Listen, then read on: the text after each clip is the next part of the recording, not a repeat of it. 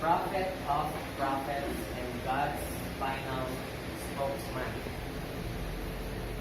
Bago ko po i-discuss yung tungkol kay Lord Jesus Christ bilang prophet of prophets and God's final spokesman, mag-discuss po na po ako ng basic facts about prophets. Ano ba yung propeta? Bakit? Ano ba yung ginagawa niya para sa Panginoon? So, ito muna po ang discussion. Pag sinabi kong prophet, ang definition niya as spokesman for God. Yan po ang definition.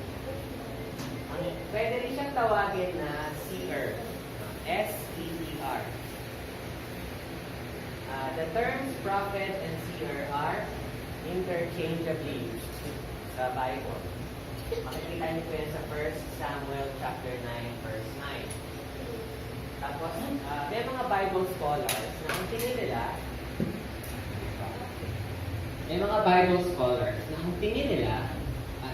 yung prophet na salita, it came from an Arabic term na ang ibig sabihin ay spokesman. Tapos, meron namang ibang mga Bible scholars, ang tingin nila, it came from a Hebrew word which signifies a bubbling up, parang pag merong na-discover kang tubig na lumabas sa lupa. Parang gano'n ang pinanggalingan niya. When water issues from a hidden fountain. So this would suggest the idea of the inspiration behind the prophet. Tapos ngayon daw, it is more commonly believed that the word prophet may be of Akkadian origin and that it may denote to be called. Sa English grammar, huwag po kayong malilito sa prophecy at prophesy. Diba po, matigay yung spelling nila. Yung isa, letter C. Yung isa, letter S. Pag titignan niyo siya sa dictionary, pag letter C, noun siya. It's a noun. Which means to predict. The faculty, function, or practice of prophesying. But letter S naman po, prophesy. Isa prophecy, isa prophesy. Verb naman siya pag letter S. It means to say that a specified thing will happen in the future, to predict, to forecast, to foretell, to foresee. So, ito yung basic difference. Madali lang. Tapos, some Bible scholars suggest that the term prophet express yung tinatawag na objective or active work of God's spokesman. Kasi siya nga yung tagapagbahagi kung anong gustong sabihin ng Diyos sa mga tao. Tapos, pag sinabi namang seer, subjective siya na method. Kasi siya yung taga-receive ng divine revelation. Nakikita niya kung ano yung mangyayari in the near future or in the future. Ganun lang yung ibig sabihin. So, a prophet was also designated as, ano pa yung mga tawag sa kanya? A man of God. A man of God. A servant of the Lord. Saka messenger of Jehovah. Kasi tuloy natin. So, sa start ng early church, si Apostle Peter, ang keynote niya, isang propeta. Si Propeta Joel. Mababasa niyo sa Acts chapter 2, verses 14 to 21.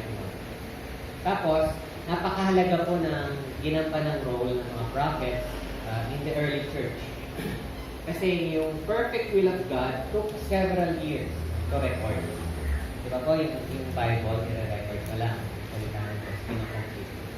And then the prophets were involved in getting the word recorded. So the role of prophets was stated to be temporary and was said to end near the beginning of the church. So ano po yung duties ng mga propeta? A prophet was only allowed to speak what God told him. Yun lang. Yun lang yung sasabihin. Kung ano yung sinabi ng Diyos sa kanya, yun yung sasabihin. A mark of a true prophet was his consistency with the revealed word of God. So, kung ano yung sasabihin ng propeta ng Diyos, titingnan mo rin kung ano yung sinasabi rin ng Scriptures. So, dapat magkatulungan sila. So, because it was God's words, it must be carefully considered. Tapos, ang prophecy involves teaching. Tapos, may mga scripture text po, pakitignan nyo na lang siya. And then prophecy can involve the telling of future events. Kasi nga po, God knows the future, that's why yung mga propeta, He can tell them future events. Tapos sasabihin ng mga propeta kung ano yung mangyayari in the future. Tapos, meron tayong tinatawag na ginagawa rin ng prophets na hindi lang naman puro sa future. Kaya rin nilang magsabi sa mga nangyari sa past. Bigyan ko kayo ng example. Si Moses, i-record niya yung creation activity sa Genesis chapter 1. Diba po? Si Moses ang nagsulat. So, hindi naman siya nabuhay during that time. Pero tignan niyo, mapapatunayan talaga natin na siya ay propeta ng Diyos dahil sinabi niya kung ano yung nangyari during the creation sa chapter 1. Pero it happened in the past. Diba po? So, ang prophets, kaya nilang magsabi kung ano yung nangyari in the past, pwede rin in the present, mas pwede rin in the future. So, hindi lang sila na ikakamon sa pang-future lang sila na mga pangyayari. Pwede rin yung gano'n. So, ituloy ko na.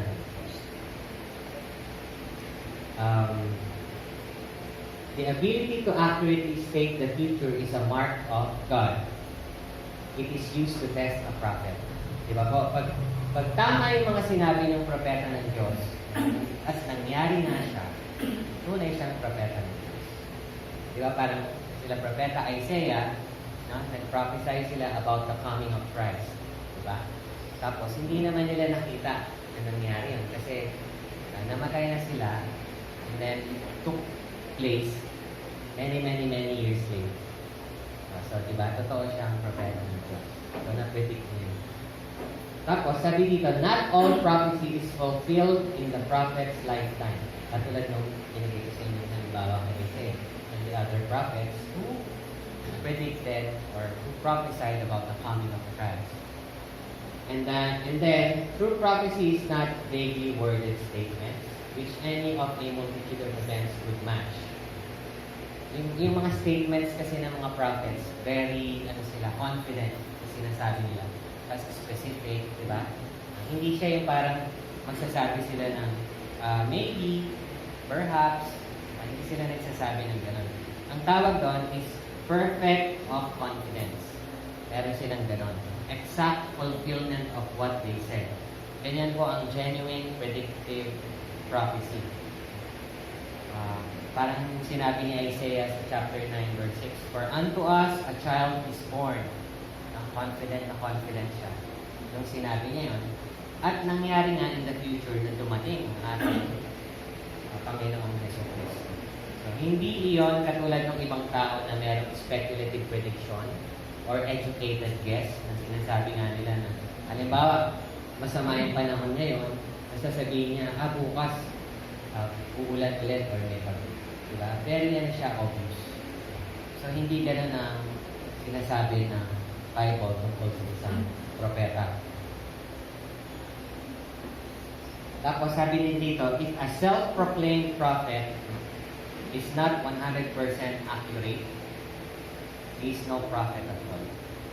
Malayong-malayo siya doon sa mga propeta ng Diyos na lahat ng pinrophesy nila ay nangyari. Katulad na lang ng pagdating ng ating Panginoon. So, yung God's prophecies were filled with specifics. The telling of future events and even naming who was to do it. Diba? Puro ganon yung mga pinaprophesy ng mga propeta ng Diyos. Hindi sila namumula lang. Tapos ituloy natin. Tapos sa Bible, meron mga babaeng propeta. Mga daughters ni Philip. Tawag sa propeta na babae, prophetess. Tapos plural is prophetesses. Prophetesses. At si Anna, isa siyang prophetess under the old law. Tapos, yan, na-predict din sa Bible na magkakaroon ng mga lalaki at babaeng propeta. Tapos, syempre, limited din ang role nila ng mga babaeng propeta according to the Bible. Merong limited. And then, ang tanong, was prophecy meant to continue Ang sagot sa 1 Corinthians chapter 13 verses 8 to 10 ni Apostle Paul was partial and would end. Pag na-serve na niya yung purpose niya at nakompleto na yung salita ng Diyos, tatapos na siya. Tapos, may warnings against false prophets. So, just because a prophet claims to have words from the Word, it doesn't make it so. Diba po? Pwedeng nagpapanggap lang. So, Jeremiah had problems with false prophets contradicting what he taught during his time. So, where does a false prophecy come from? The deceptions of the false prophet's own mind. Hindi galing sa Diyos, hindi sa sarili niyang desires, sa sarili niyang pag-isip. They speak their own desires. Just because a false prophet has followers, it doesn't prove his words are true. Diba po? Kahit marami siyang tagasunod. Pero kung hindi naman sang-ayon sa salita ng Diyos o kanyang pinagsasabi, ay hindi yung totoong propeta. So, sa Jeremiah chapter 5, verses 30 to 31, people don't care if the doctrine is wrong so long as it leaves them feeling good. Kaya yan ang naging problema ni Jeremiah during his time. So, they want to be taught what they want to hear. Yung mga taong ganyan na nakikinig sa mga false prophets. False prophets give the people what they want because popularity is a form of power for them. False prophets combine their words with God's word to make it sound legitimate. Diba po? Pinagko-combine nila yung mga sinasabi nila doon sa salita ng Diyos. A false prophet can be detected by the life he lives. Katulad sa panahon ngayon, marami nag-claim na propeta daw sila. Pero hindi naman tumutugma sa way of living nila. So, prophets who are fake, false prophets live unholy lives. False prophets' teaching doesn't improve the listener. So, people who claim to prophesy today are called frauds. So, ito pa, i-share ko pa sa inyo.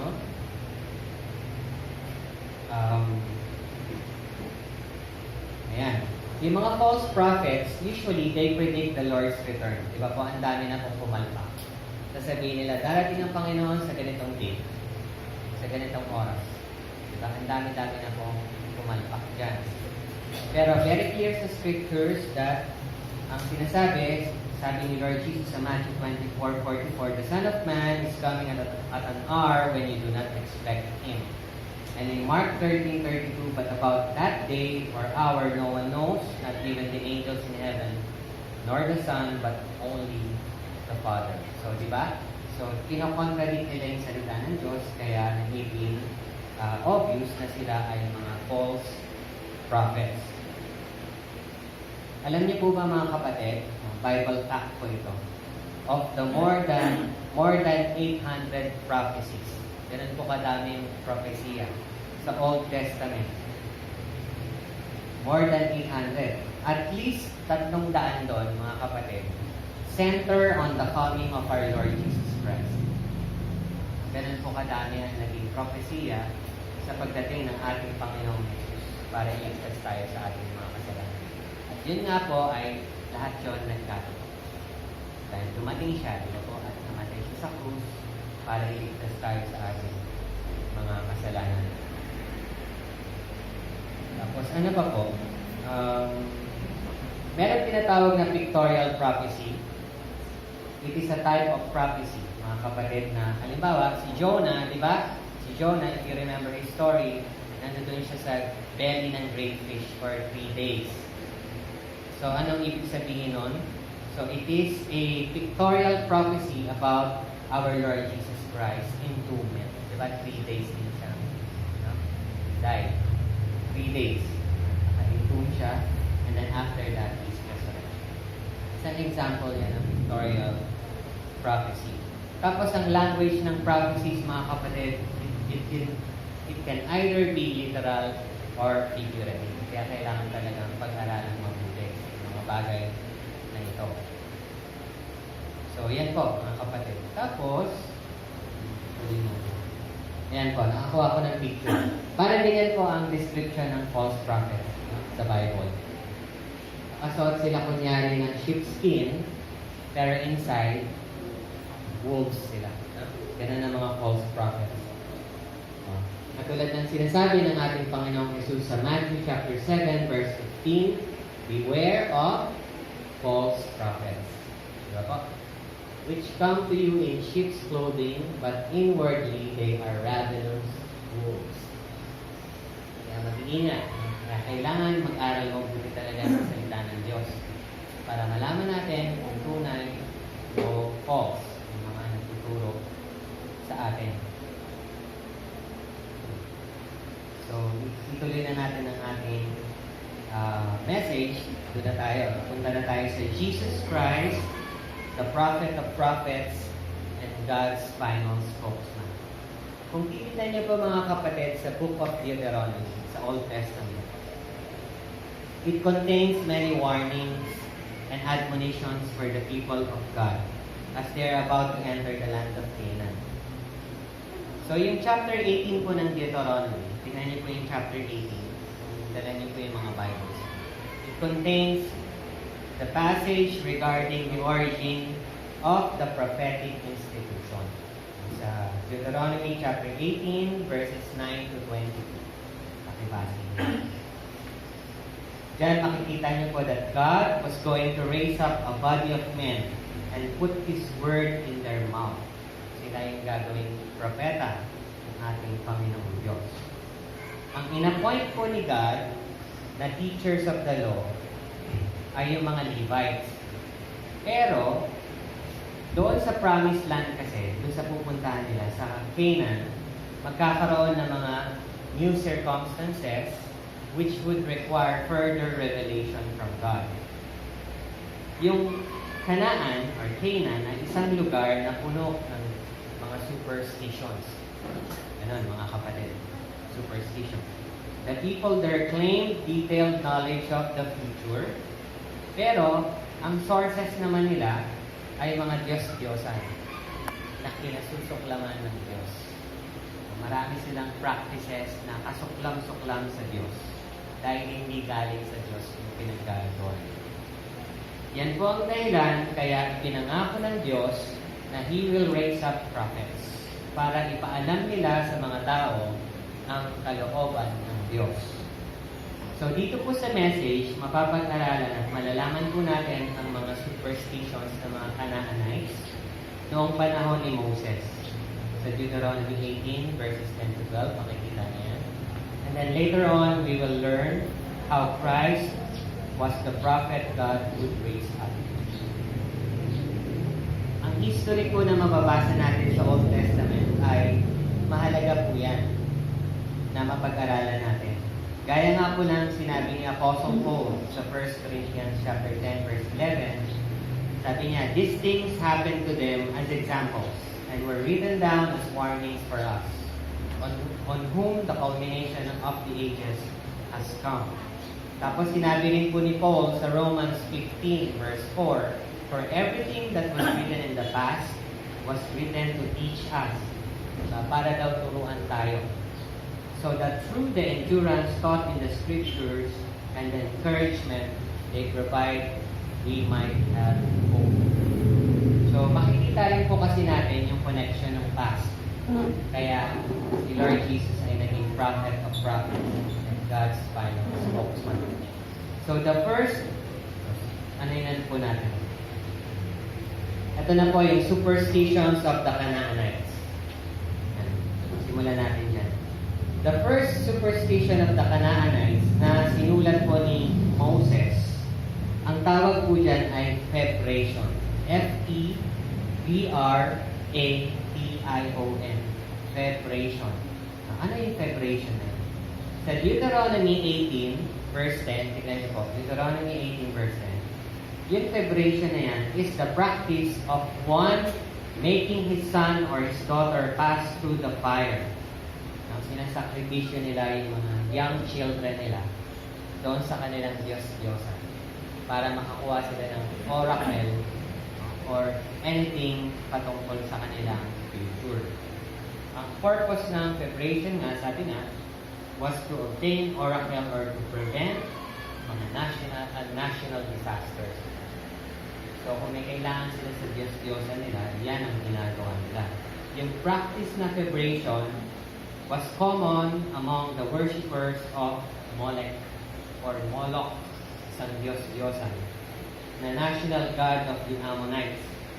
Sa Leviticus chapter 18 verse 21, mababasa natin, do not give, sabi ng Panginoon, do not give any of your children to be sacrificed to Molech, for you must not profane the name of your God. I am the Lord. So itong kasuklam-suklam na gawain ng mga Canaanites caused God to root out the Canaanites.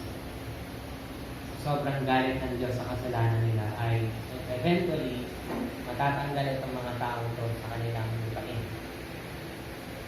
So according to Will Durant, isang Bible scholar, in his writing Caesar and Christ, sabi niya, to Baal Haman in great crisis, kapag ang tingin ng mga Canaanites meron silang crisis, yung kanilang mga anak were sacrificed. Sabi dito, as many as 300, ganun kadami po, 300 children in one day, i-offer nila kay Molech, kanilang Diyos-Diyosan. They were placed upon the inclined and outstretched arms of the idol and rolled off into the fire beneath. Ganyan po. Yan yung Diyos-Diyosan nila. Ito si Molech. Tapos, bigyan sila, sinasamba nila, may mga trumpets, may mga dagda-drums, tapos ayan yung mga maliliit na bata, ayan, may baby.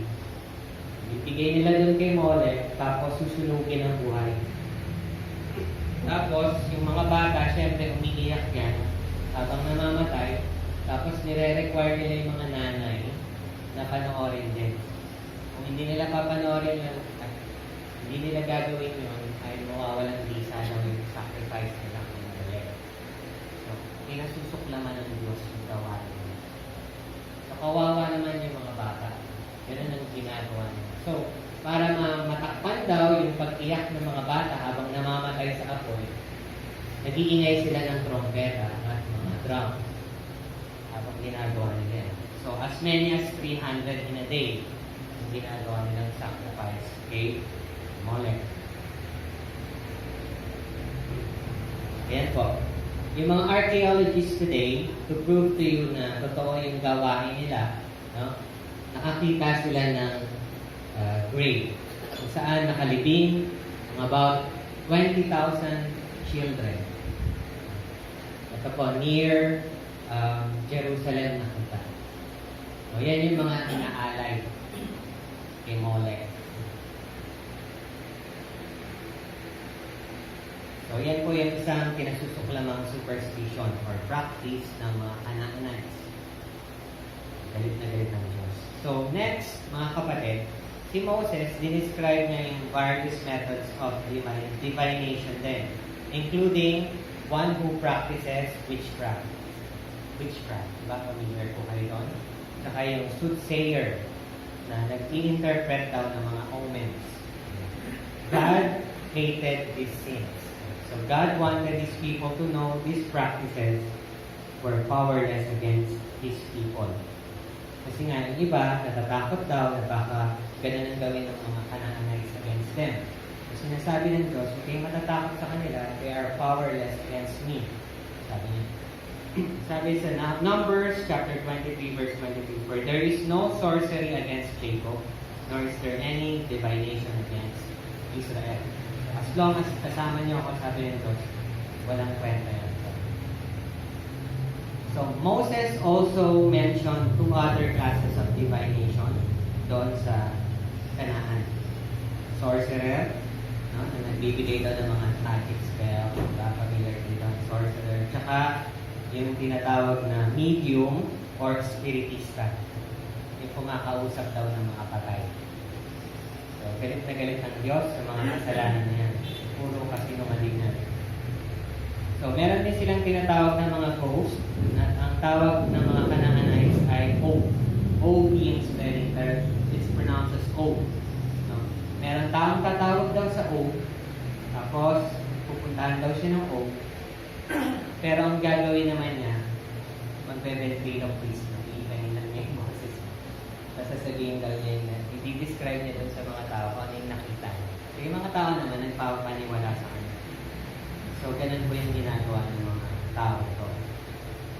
Tapos yung boses niya para daw galing sa lupa, kasi iniibangan niya, or galing sa bote, yung boses. So it is trickery, yun ang term, trickery mga kapatid.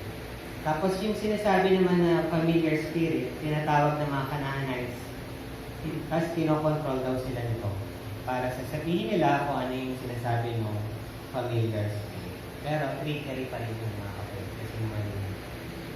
So yan, mga kinasusuklaman ng ating Panginoon. Tapos, papakita ko rin po sa inyo, ito po yung mga nahukay ng mga archaeologists.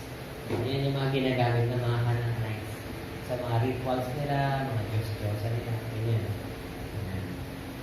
Tapos, ganyan. So, mga Diyos-Diyosa niyan, Diyos-Diyosan din nila yan. Yan yung mga sinasamba nila. Kaya, asuklam-suklam sa Diyos. Tapos, si God, El daw nila yan. Mga Canaanites. So, galit na galit ang Diyos sa mga practices ng mga tao. Mas alam niyo po ba, para ipakita ng Diyos yung galit niya sa mga nagpa-practice nito, tignan niyo po sa 1 Samuel, sa Bible niyo. 1 Samuel chapter 28, verses 12 to 14. Ito po yung time na si King Saul, ayon